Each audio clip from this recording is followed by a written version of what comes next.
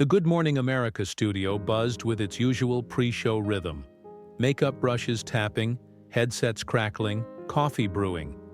But beneath it all was a low, electric hum of anticipation. Michael Strahan sat calmly in the green room, scanning the morning rundown. He'd interviewed presidents, global icons, and Hollywood royalty. But today's guest carried a different gravity. Like before we move on, don't forget to hit subscribe button. Meghan Markle, actress, humanitarian, former duchess, and a perpetual headline magnet, was in the building. Officially, she was there to discuss her new wellness documentary. Unofficially, everyone knew the conversation could slip into unpredictable territory. Meghan had been the subject of relentless media cycles, streaming specials, royal controversies, speculation about her marriage. No matter the storyline, her name sparked debate. She arrived early, poised and polished in an ivory pantsuit that blended royal sophistication with Hollywood sharpness. She greeted the crew warmly, complimented the floral arrangement on set, even laughed with a producer about the morning chaos. She radiated charm, but beneath the flawless smile was something quieter, harder to read. At 8:17 a.m., the red light blinked on. Michael turned to the camera with effortless charisma. Good morning, America. We're joined today by Meghan Markle to talk about her latest project, her new documentary, and life beyond the spotlight. Meghan, welcome back. Thank you, Michael, she replied smoothly. Her voice was calm, deliberate, every syllable perfectly placed. The opening minutes were gentle. Discussions of wellness, motherhood, community work. Meghan glided through each answer with polished confidence, weaving in familiar themes of healing, authenticity, and growth. Then Michael shifted. So, Meghan, he began, you've worn many hats. Actress, activist, member of the royal family. Looking back, did your acting career prepare you for the scrutiny that came later? Meghan held her smile, but her eyes sharpened. I think it's reductive to focus on my acting when there's so much more to who I am now. Michael nodded. Of course, but do you feel those early roles shaped public perception of you? She gave a short, tight laugh. Perception is interesting. People believe what they're told, especially by the media.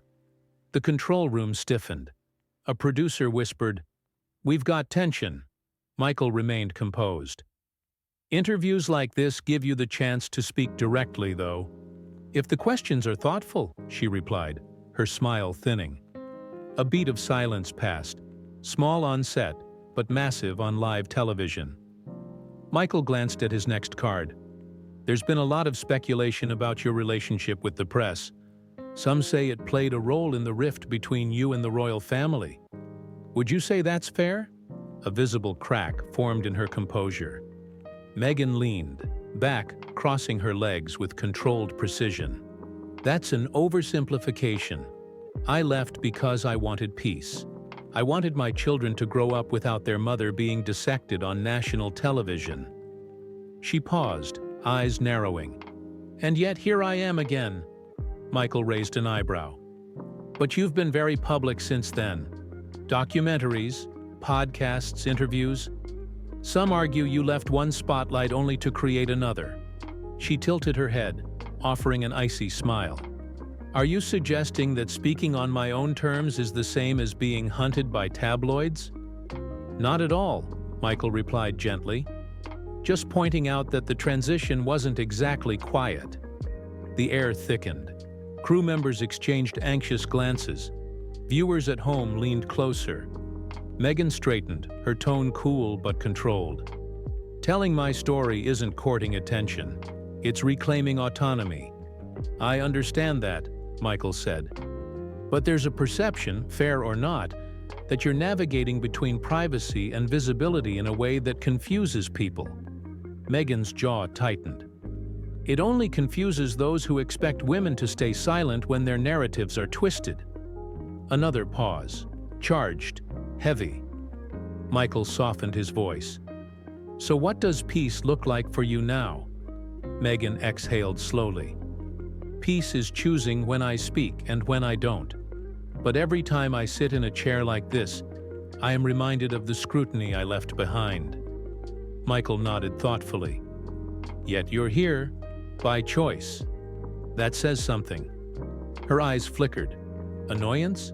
Frustration? It flashed and vanished too quickly to name. "It says I'm committed to my work," she replied. "But it doesn't mean the old patterns aren't still waiting to reappear." The clock above the camera hit 8:27. The segment was nearly over, but the moment had already made its imprint. What began as a routine interview had morphed into something sharper, rawer, something impossible to ignore. As they wrapped, Michael thanked her graciously. Meghan smiled again. Perfect. Composed. But the tension lingered, unspoken, humming beneath the lights. By noon, the interview had eclipsed every scheduled topic on morning television. Producers at rival networks clipped the most charged moments and circulated them through internal group chats. Meghan's narrowed eyes, the clipped laugh, the small but seismic pauses.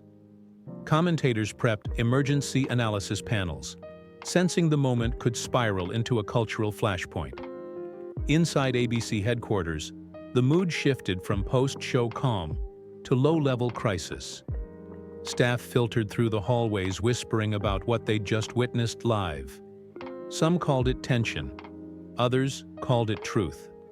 A few called it a meltdown, though whose, no one quite dared say. Michael, meanwhile, walked quietly back to his dressing room. He wasn't rattled. He'd handled heated interviews before.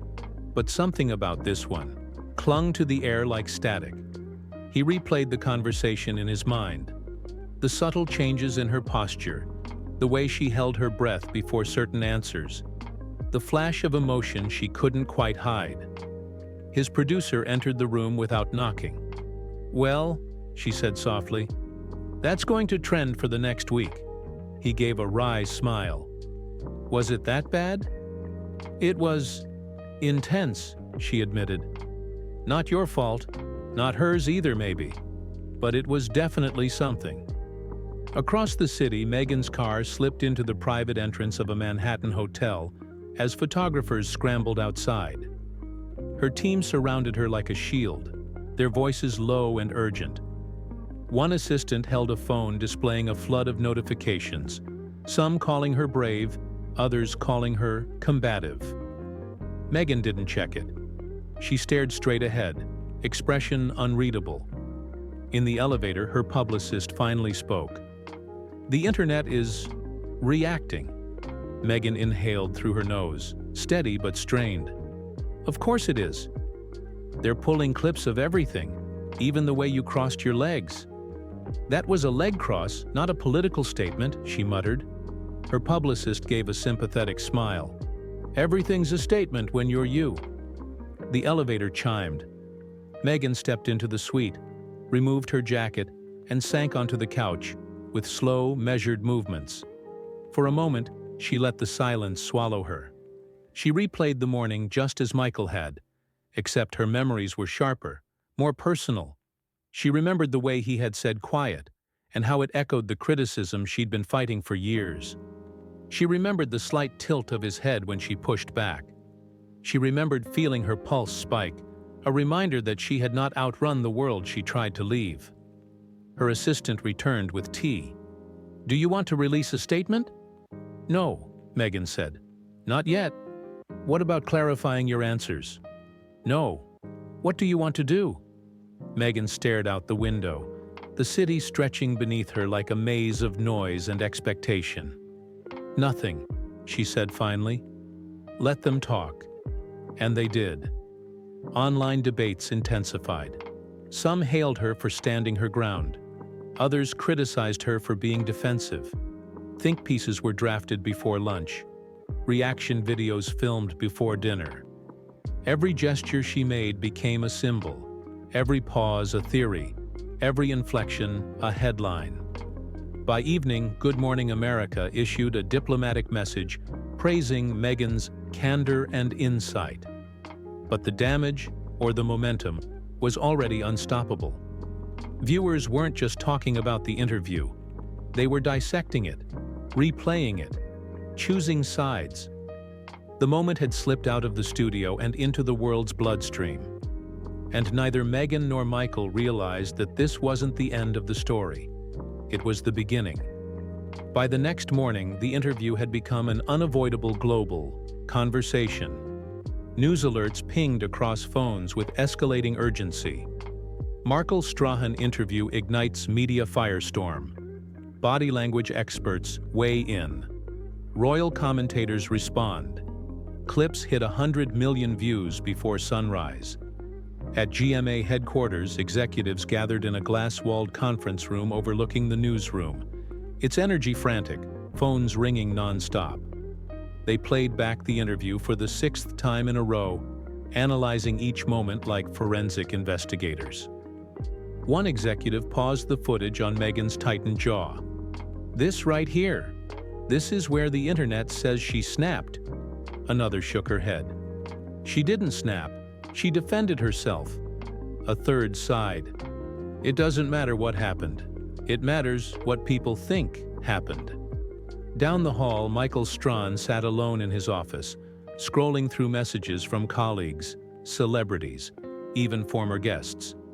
Some praised his professionalism. Others claimed he pushed too hard.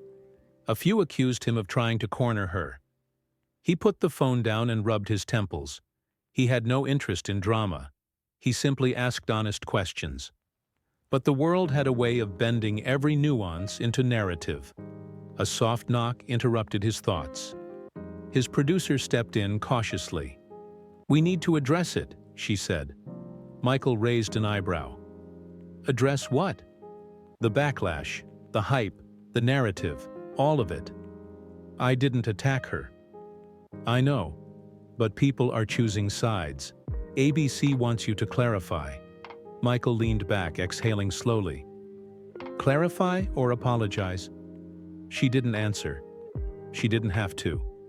Meanwhile, across the city, Meghan sat on the balcony of her suite, wrapped in a cream shawl, watching pedestrians swirl below like a river of unending noise. Her team had tried to keep the online chatter from her, but she wasn't naive. She knew she was trending.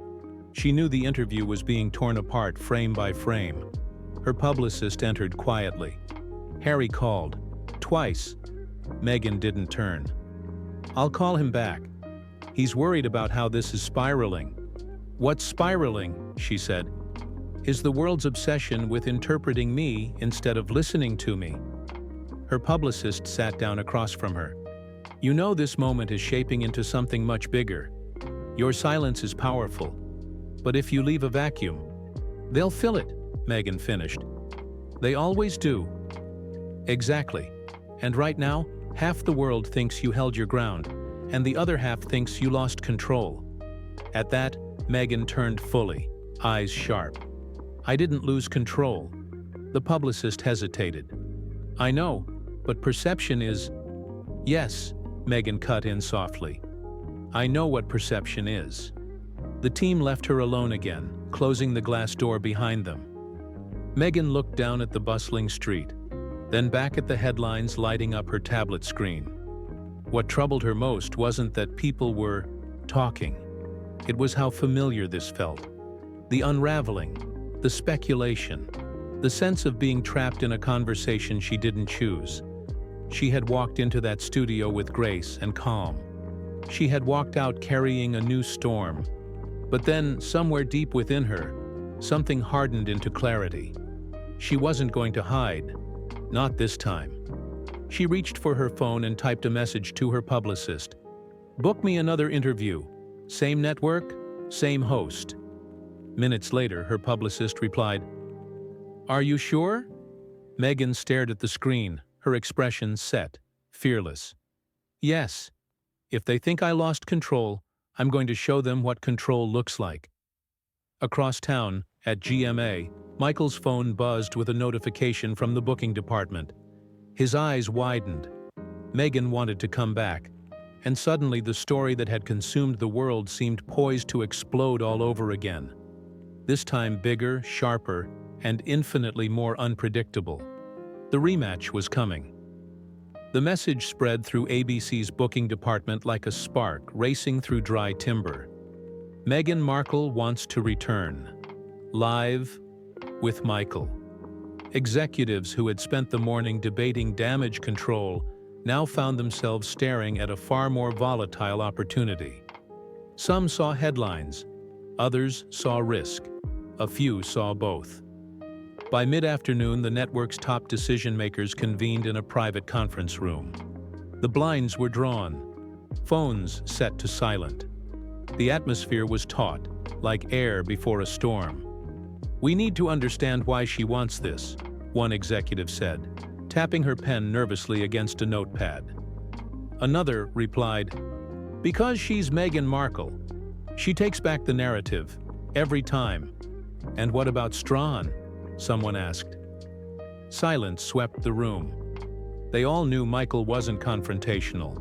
He wasn't a gotcha host. But the last interview had veered into unpredictable terrain, and nobody could predict where a second round might land. "We'll talk to him," the executive chair finally said. "But if we do this, it's live. No pre-tapes, no edits. She wants control? Fine. But we keep ours too." Across the building, Michael sat on the edge of a leather sofa in a smaller meeting room, hands clasped. His producer entered with 3 executives trailing behind her. "Michael," one began cautiously, "Meghan wants a follow-up interview." He blinked. "Already?" "Yes." She reached out directly. "She insists on doing it live again. Same format." Michael leaned back, processing the news. "Did she say why?" "No," the producer answered. "But judging by the chatter online, she thinks she has something to clarify or reclaim." He exhaled slowly. "And what exactly do you want from me?" "We want you to agree," one executive said. "But only if you're comfortable." Michael stared at the table, thoughtful. The last thing he wanted was drama, but he also knew the value of honest dialogue.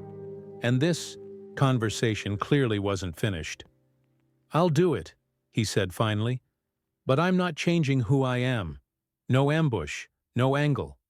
I ask questions, she answers, and the audience decides."